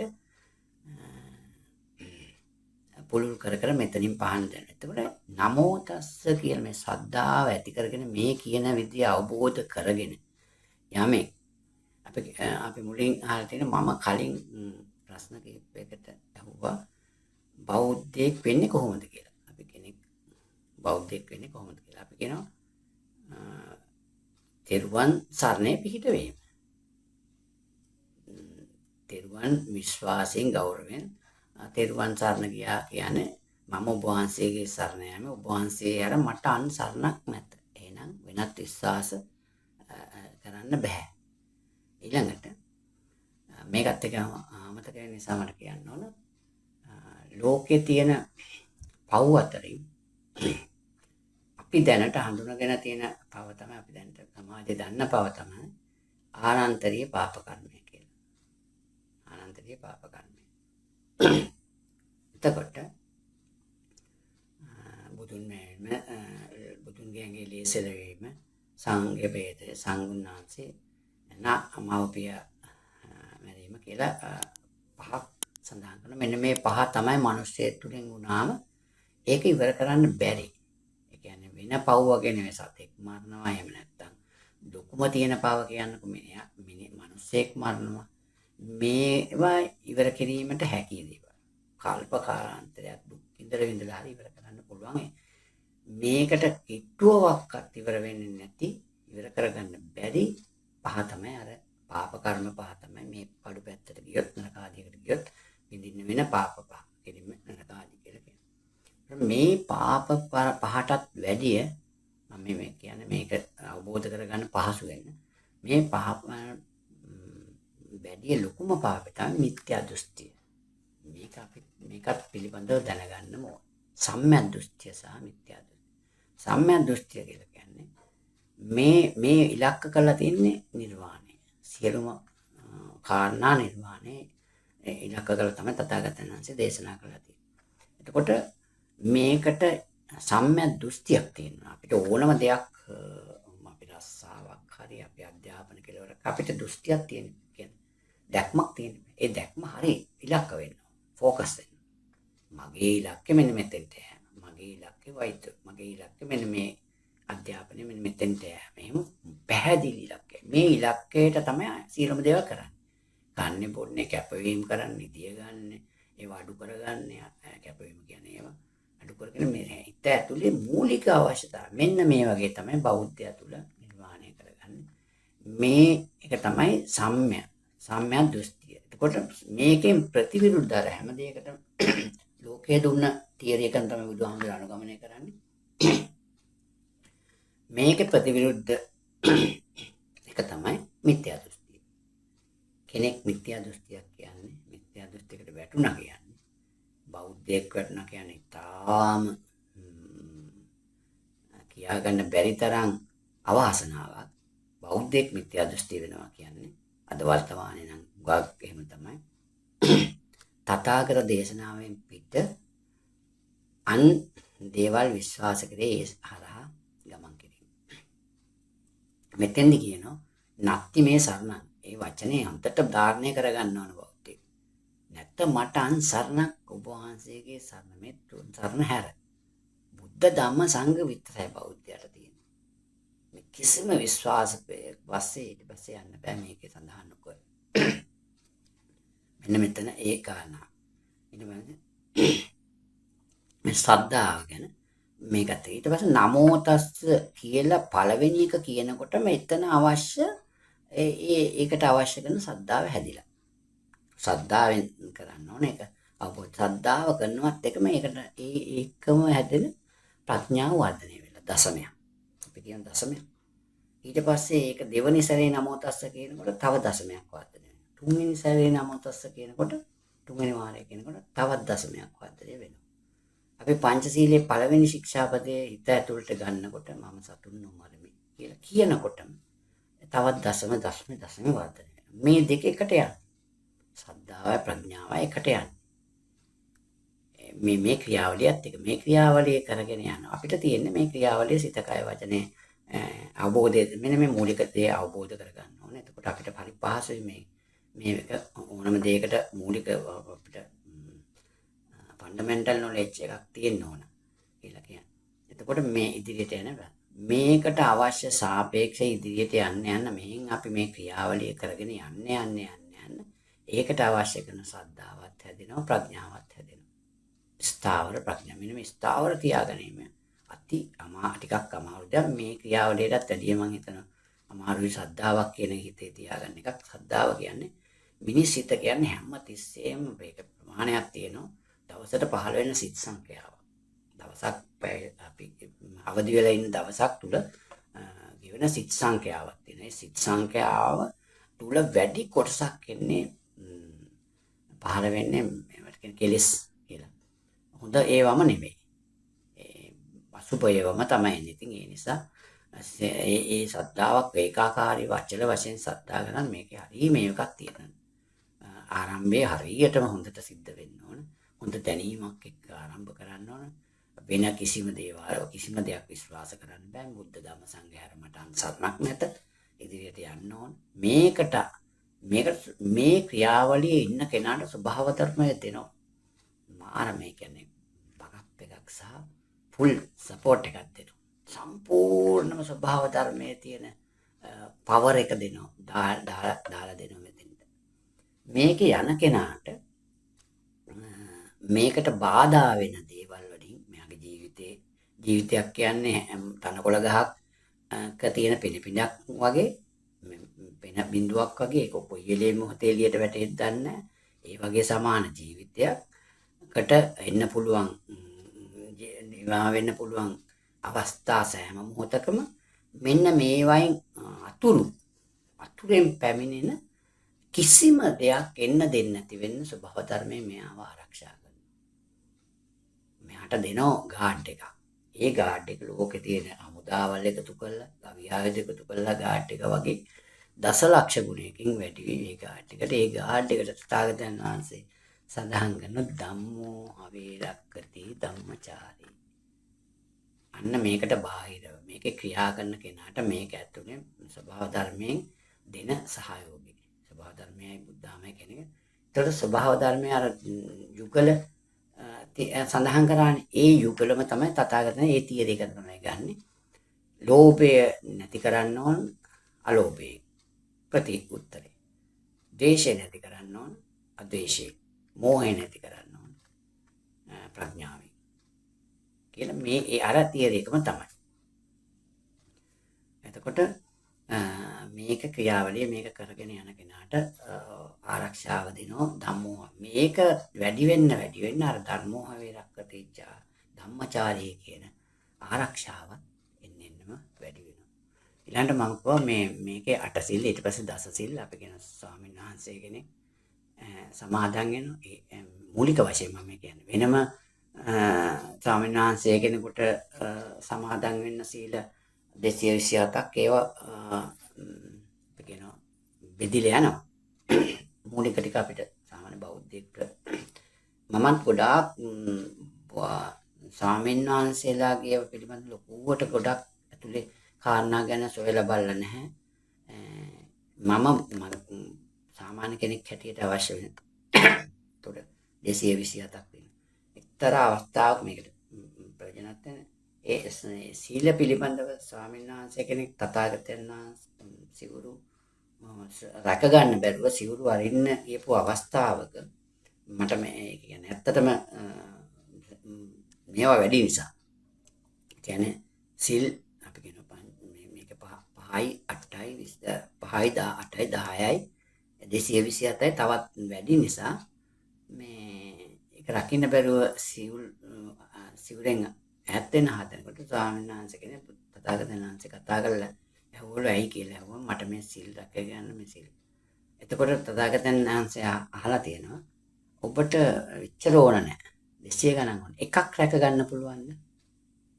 එකක් නම් රැක ගන්න පුළුවන් ස්වාමීන් වහන්සේ. එහෙනම් හිත රැක ගන්න. මේ හිතේ තමයි මේ ඔක්කොම බෙදලා යන්නේ. එතකොට එතන උත්තරේ එතන ඒකයි. ඊට පස්සේ හාමුදුරුවෝ නොගියා කියලා කියනවා. එහෙම සඳහන් ඒ කියන්නේ මේ සීල. ඊළඟට දසවස්තුක සම්මා දිට්ඨිය කියන එක පිළිපද බෞද්ධයා අද වැඩි වශයෙන් දන්නේ. අපි කියනවා ලෞකික සම්මා දිට්ඨිය. මේක බණහන කෙනෙක් නම් දන්නවා. මේක පිළිබඳ සමාජයේ අවබෝධය සීලෝ වගේ තියෙන. ගොඩක් අඩුයි.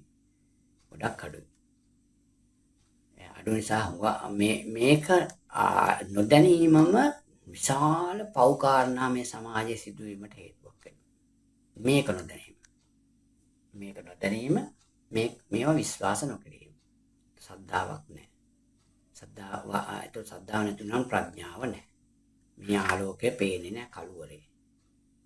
මේ පහන මෙතනින් තියනවා. මේ පහන තමයි පත්තු කරගෙන ඉදිරියට යන්නේ. මෙතන එළිය වෙවි යන්නේ ඒකයි. මේ ටික එළිය කළා පාටට මම පෙන්නලා තියෙන එකයි. මේ අපි සාමාන්‍ය පාට්ටු කරගෙන ඉස්සරහට යන්න පුළුවන් කිසිම ප්‍රශ්නයක් නැහැ. එතකොට මෙතන පංචශීල අෂ්ටාංග මේ 10ත් අපි චූට්ටක් මේක දැනගන්න ඕන. මව කියන්නේ විශේෂ කෙනෙක්. පියා කියන්නේ විශේෂ කෙනෙක්. එලොවක් කියලා එකක් තියෙනවා. මෙලොවක් ගියාත්මයක් තියෙනවා. ආයි උපදින්න ආත්මයක් තියෙනවා. පින් වලට ආනිසංස තියෙනවා. පව් වලට ආනිසංස තියෙනවා. තථාගතයන් වහන්සේ වගේ විශේෂ කෙනෙක් ලෝකේ පහළ වෙලා මේ වගේ ධර්මයක් දේශනා කරන විශේෂ කෙනෙක් ඉන්නවා. දෙවිවරු ඉන්නවා. මෙන්න මේ වගේ කාරණා 10ක් පිළිගන්නම ඕන. නැත්තම් ඉදිරියට යන්න බෑ. නේද? ඊළඟට අපිට හම්බ වෙනවා ආරස්ථාංගේ මාර්ගය. ආරස්ථාංගේ මාර්ගය කියන්නේ තාම දැනගත යුතු කාරණාවක්.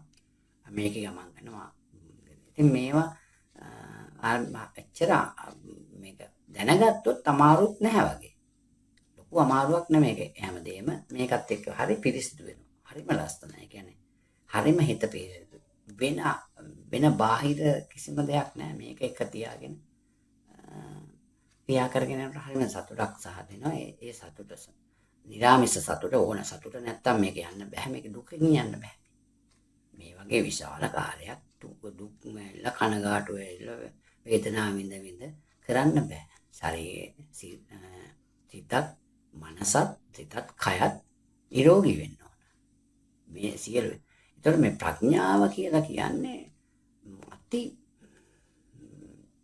මේ මිනිස්සු පටලවනවා සමාජයේ විශ්වාස කරන ප්‍රඥාවයි බුද්ධියයි කියන්නේ 100% දෙකක්. 100% වෙනස්. අර අනිත්‍ය වෙනස් වගේම ප්‍රඥාව බුදුහාමුදුරුවෝ විතරක් සඳහන් කරපු දෙයක්. අපි මේ සමාජෙත් මේවා නිතරම අපිට දදා බලන්න ඕන. ප්‍රායෝගික දහම. ඒක නෙමෙයි අපි කතා කරන්නේ අකාලිකයි. කාලයක් නැහැ. ඒව ඇවිල්ලා බලන්න. සෑම මොහොතේ මගේ හිත හරවගත්තද වෙලෙම ඒක මයික්‍රෝ මේකෙන් අපිට පේන දශමේ මයික්‍රෝ වලින් මිලියන ගානට බෙදලා වගේ මේ ස්වභාව ධර්මයේ ක්‍රියාත්මක වෙනවා. එතකොට ඉදිරියට යන්න පුළුවන් වෙනවා. ඊට පස්සේ මේ ආරෂ්ඨාංගික මාර්ගය කියන එක ජීවිතයේ මිනිස්සෙකුට උපන්දා පටන් අවශ්‍ය කරන අපි ක්‍රියා කරන දේවල් මූලික වශයෙන් 8ක් සඳහන් කරනවා අවශ්‍ය. යට නිවැරදි දැක්මක් තියෙනවා. සෑම කෙනෙකුටම ඕනම දෙයකට ජීවිතේ නිවැරදි දැක්මක් තියෙනවා. ඒක තමයි සම්මා දිට්ඨි. this right vision එක. සම්මා සංකප්ප. හොඳ සංකල්ප කියන්නේ ඒවා සම්මා ආජීව ජීවන රටාව. අපි ආරක්ෂාවක් කරනවා සෑම කෙනෙක්ම ජීවත් වීම සඳහා.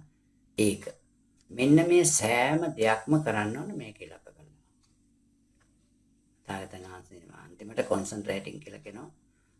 සමාධියට දක්වා යන සමාධිය කියන්නේ සිත මේ සියලු දේවල් වලින් තාම පැහැදිලා ඉදිරියේ ඉතුරු කාරණා කොම්බිනේෂන් ධර්ම කියන්නේ දස සංයෝජන. මේ දස සංයෝජන ධර්මයට සඳහා මම සුදුසුයි කියලා මේ එතන ඉඳලා අපිට භාවනාවෙන් යන්න සිද්ධ වෙන්නේ. මේ නමත අපි එදිනෙදා මේවා පහදලි කර ගැනීම සඳහා තමයි තෙරුවන් පැය 24කට සැරයක් හරි පැය 12කට සැරයක් හරි කමක් නැහැ. තෙරුවන් මතක් කරගන්න. ඒ කියන්නේ සෑම මොහොතක විනාඩියක් ඇතුළත අපේ සිත් දූෂණය වෙන්න පුළුවන්. ඊට පස්සේ ඒ වෙලේ අලුත් කර යනවා. ඒ කියන්නේ කැඩෙද්දි හිත අලුත් කර කර යන්න ඕනේ. ඒකට ධෛර්යයක් දෙනවා.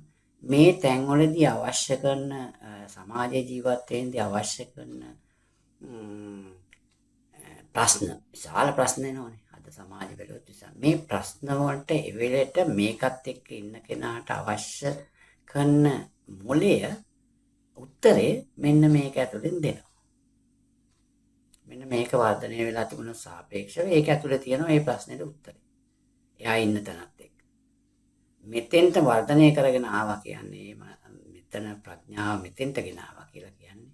ඔහුට මේ ලෝකයේ පිළිබඳ සියලුම දේවල් අවබෝධ කරගන්න මූලික දැනීමක් සතුටක් ඉදිරියට යෑම සඳහා දෙනවා. විශාල දැනීමක් තියෙනවා. අර බුද්ධි දැනීම වගේ නෙමෙයි. බුද්ධිය තියෙන වර්ධනය කරගන්න බුද්ධිය වර්ධනය කරගන්න ක්‍රම ගොඩක් අඩුයි. අධ්‍යාපනය තමයි දැනට ඉතුරු වෙලා තියෙන්නේ. අධ්‍යාපනය තමයි බුද්ධිය වර්ධනය කර ගැනීම සඳහා මූලික වශයෙන් තියෙන්නේ. සමාජ භාවිතා කරන බුදුදහම භාවිතා නොකරන. එතකොට අපිට පැටලිච්ච එක අවස්ථාවක් මේ වෙලාවේ සඳහන් කරන්න. ප්‍රඥාව බුද්ධියට හරවගත්ත මේක 1980 කියන එක පොඩ්ඩක් මතක තියාගන්න. 77 වෙනකම් මම මේ පොඩි චැලන්ජ් එකක් කරන්න. 77 වෙනකම් මේ කොටස දැන් අපි විශේෂයෙන් කියා දෙන්න සිද්ධ වෙලා තියෙනවානේ.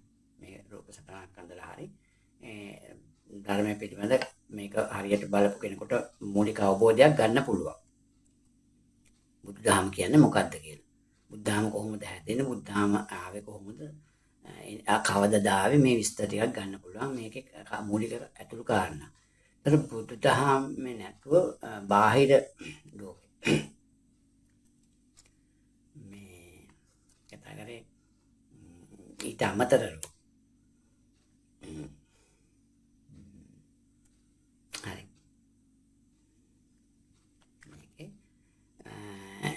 මේ ප්‍රඥාව කියන එකේ ඒ බුද්ධිය තියෙන බුද්ධියෙන් හොඳ නරක දෙකම කරන්න පුළුවන්. බුද්ධියෙන් තමයි මේ ආයුධ හදන මොලේ හදලා තියෙන්නේ. ඒ සාමාන්‍ය බුද්ධියකින් කරන්න බෑ. එතකොට මේකේ ඒක නෑ. මේකේ වැරදි වැඩක් කරන්නේ නෑ. බුද්ධිය මේකට අදාළ ටික විතරයි කරන්නේ. මේක ඇතුලේ තියෙන්නම සත්‍ය ටික. මෙතෙන්ට එනකම්. මෙතෙන්ට ප්‍රධාන සත්‍ය අවිද්‍යාව පහ කරන තුරු මෙතන 10ක් තියෙනවා. සක්කාය දිට්ඨිය, විචිකිච්ඡා, සීලබ්බත පරාමාස, කාමරාග, පටිඝ, අරූප රාග, රූප රාග, අරූප රාග කියලා මෙහෙම 10ක් තියෙනවා. පළවෙනි තුන කැඩුවම තමයි සෝවාන් කියලා කියන්නේ. බෞද්ධයෙක් අටුමතර මෙන්න මෙතෙන්ට ආවට මේ ආත්මේ කරගන්න පුළුවන්. මොකද ආයි ඊළඟ ආත්මේ මනුෂ්‍යාත්මේ කවදා එයිද කියලා කියන්න බෑ. ඒ නිසා මේ ලැබිච්ච ආත්මය තමයි. ඒක නිසා තමයි කලකිනි බුදු කෙනෙක් උපදින්නේ කලකිනි මිනිසත් බව ලැබගන්න. එහෙම ලැබුණු මිනිස් භාවය අපරාධෙ මේ පාවිච්චි කරලා නිකන් මැරලා යනවා. මිනිස්සු ගොඩාක් කරන්නේ ඒකයි. නිකන් මැරලා යනවා. මේ ආත්මේ හදාගන්නව ටිකක් අධ්‍යාපනයක් හදාගන්නවා. විශ්වවිද්‍යාල මොකක් හරි මේකක් කරගෙන ඉහළටම යනවා. ඒවයි ගන්න ගියක් හදාගන්නවා. ළමයි පාසලට දාන ළමයි අරගෙන පිටරටට යනවා. මේවා තමයි ඉහළම මේවා හැටියට මේවා ඉවරයි මෙතනින්.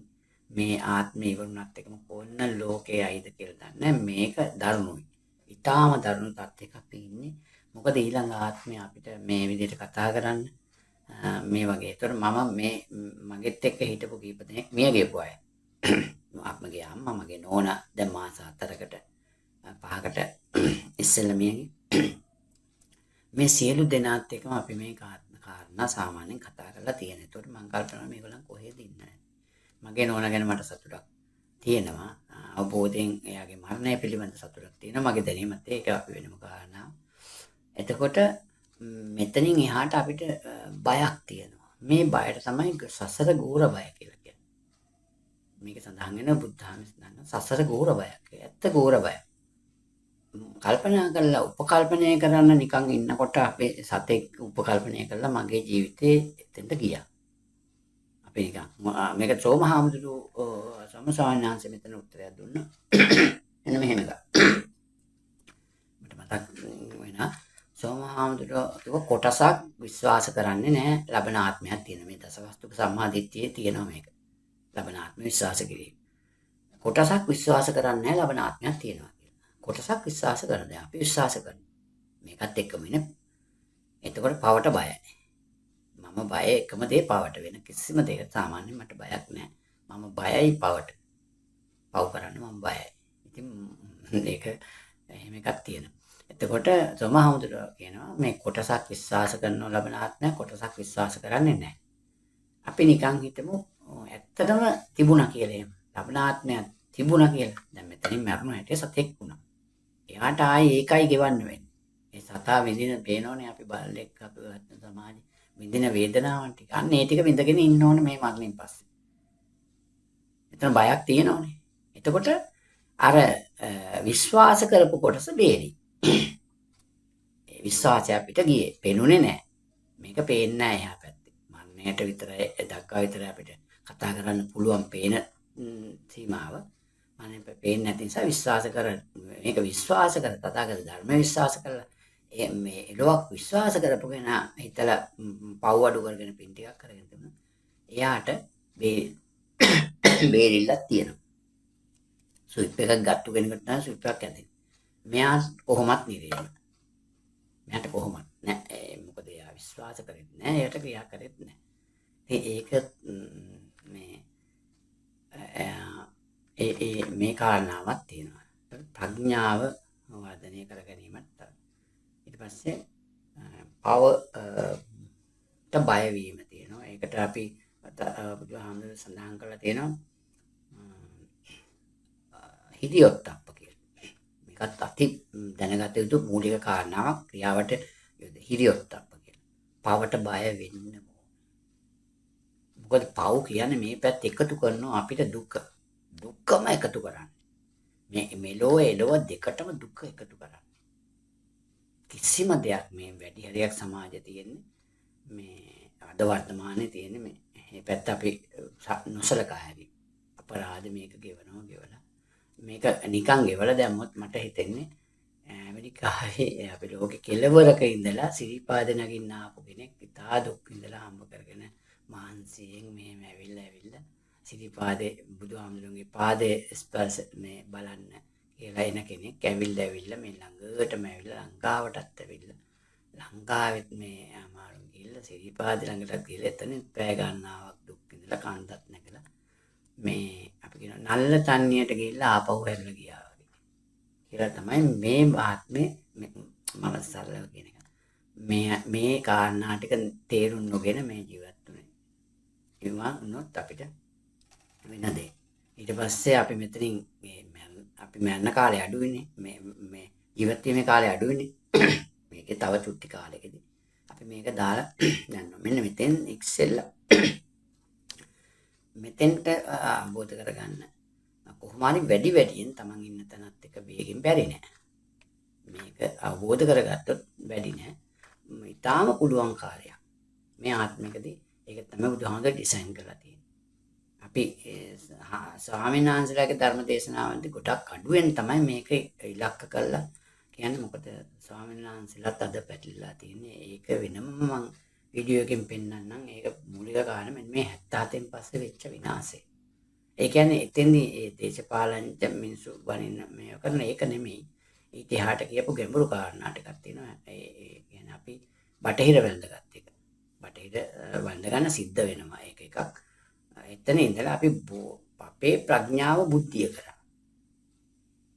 ලෝකේ තථාගතයන් වහන්සේ සඳහන් කර සත්‍ය දෙකක් පරම සත්‍ය සහ සම්මුතිය. මෙන්න මේ සම්මුතික සත්‍ය තියෙන කාරණා සම්මුතිය කියන්නේ ඇත්ත නෙමෙයි. සම්මුතිය හදා මේ ඇත්ත තමයි මේ ලෝකේ. මේ කාරණා පරම සත්‍ය කියන්නේ ඇත්ත. සම්මුතික සත්‍ය කියලා කියන්නේ නොබෙල් ට්‍රුත් කියලා. සම්මුතික සත්‍ය කියලා කියන්නේ සම්මුති වශයෙන් අපි මේ මොකද ලෝකේ තවත් අය ඉන්න ඕනේ කියලා මේ සම්මුති වශයෙන් ඒකේ අර මේ ආධ්‍යාත්මික කාරණාවට උත්තරයක් නැහැ. මේ ජීවත් වීම සඳහා විතරක් සම්මුති හදාගෙන ජීවත් වීම තමයි සම්මුතික සත්‍ය තියෙන්නේ. හැබැයි සම්මුතික සත්‍ය තථාගතයන් වහන්සේ මේ අපි කතා කරන එකට අවශ්‍යයි. ඒ කියන්නේ ගෞතම කියන නම සඳහන් වෙන සම්මුතික සත්‍ය. නැත්තම් කෙනෙක් එක්කෙනෙක් එවි වුණා එක්කෙනෙක් දේශනා කරා බී එක්කෙනෙක් ඇහුවා නිකන් ඒ වගේ අපිට මුකුත් නැහැ. ඒකට මේක අවශ්‍ය සම්මුතික සත්‍ය අවශ්‍යයි. සම්මුතික සත්‍ය තමයි මේ අපිට අපේ බාහිර කාරණා ටික මේකට සහයෝග දෙන්න කාරණා ටික හදලා දෙන්නේ. හැබැයි එතනින් එහාට පස්සේ අපි ආධ්‍යාත්මික පැත්ත වර්තමානයේ ස්පිරිචුවල් එක. ඒ කියන්නේ ඒ පිළිබඳ කිසිම දැනීමක් නැහැ. මේ ආත්මේ තියෙන ටික මේ ආත්ම විතරයි තියෙන්නේ. කාලා බීලා ඉන්න. ඕක බුදුහාමුදුරන්ගේ කාලෙත් එක්තරා තිබුණා. එහෙම මතක නැහැ කාගෙත් කියලා. උතෙක්ගේ අදහස වුණා. මේ ඉන්නකම් කාලා විතර මම තාත්තා දෙන්නම රහත් වෙලා ඉඳිද්දි පුතාට දෙක්කිටිය කියලා. ධර්ම මේ වලදී මම අහලා තියෙනවා. මේ කාලා ඉන්න විතරේ. අදත් ඒ අදහස තියෙනවා. මේ ආත්මය විතරයි තියෙන්නේ කියලා මෙලොවක් ගැන හිතන. ඒ ආධ්‍යාත්මික පැත්තක් දන්නේ නැති. ඉතින් දැනට මම මේ කාරණාව මම හිතනවා අවබෝධ කරගන්න යම්කිසි අවබෝධයක් ලබන්න ඇති කියලා. පුළුවන් තරම් මේ පිළිබඳව උත්සාහ කරන්න හිතන්න. වර්තමානයේදී අත්‍යවශ්‍යම අවශ්‍යයි දාටතදී ඊළඟ මම කියන්නේ ඊළඟ ආත්ම අපි උපදිනකොට මේ ගෞතම බුදුන් තව තියෙන්නේ මේක ඩිසෙන්ඩින් පැත්තට අපි යන්නේ දැන් 2500 බුද්ධ ජයන්තිය මම හිතන්නේ සමරලා තියෙන 1957 වගේ. එතකොට 569ක් මේ බැස්මේ පැත්තට ඒ කියන්නේ හොඳ පැත්තට නෙමෙයි. බුද්ධාම විනාශ වෙලා යන පැත්තට තවත් 2500න් 69ක් 70ක් වෙනවා මේ එන පොයට මේ 70ක් ඉවරයි මේ පැත්තේදී. මේ නිසා අර සුකසෝ රජුගේ සිහින වගේ නොවන දේවල් වෙනවා.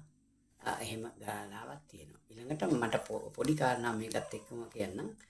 මේ අපි සඳහන් කරමු මේ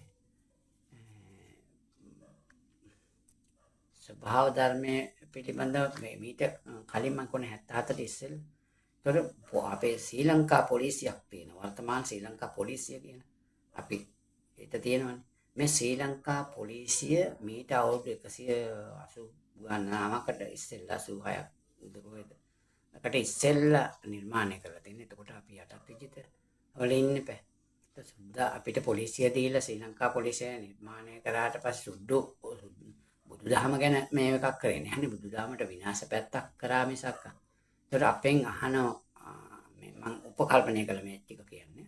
අපෙන් අහනවා හරි. උඹලට අපි ශ්‍රී ලංකා පොලිසිය කියලා දාගන්න. ශ්‍රී ලංකා පොලිසිය නිර්මාණය කරගන්න. ඔයාලා තේමා පාඩයක් දාගන්න කියන්නේ. හැම දෙයකටම තියෙනවනේ යම්කිසි තේමා පාඩයක්. පොඩි තේමා මොකක් හරි තේමා මේක. එතකොට දාගන්න කිව්වම අපි දාපු තේමා පාඩය තමයි ධම්මෝ හවේ රක්කති ධම්මචාරී. මේක අදටත් පොලිස් සීල් එකේ තියෙන මේක. ධම්මෝ හවේ රක්කති ධම්මචාරී. මෙන්න මේක ගැන පොඩ්ඩක් හිතන්නකෝ. මීට අවුරුදු 185කට ඉස්සෙල්ලා මේක 77 වෙනකන් සාපේක්ෂව අඩු වෙවි යනවා. ඉතින් ලෝකේ මේ වැරදි පැත්ත තමයි යන්නේ. ඉතින් ආයි බුදු කෙනෙක් අවශ්‍ය වෙන්නේ ඒකනේ.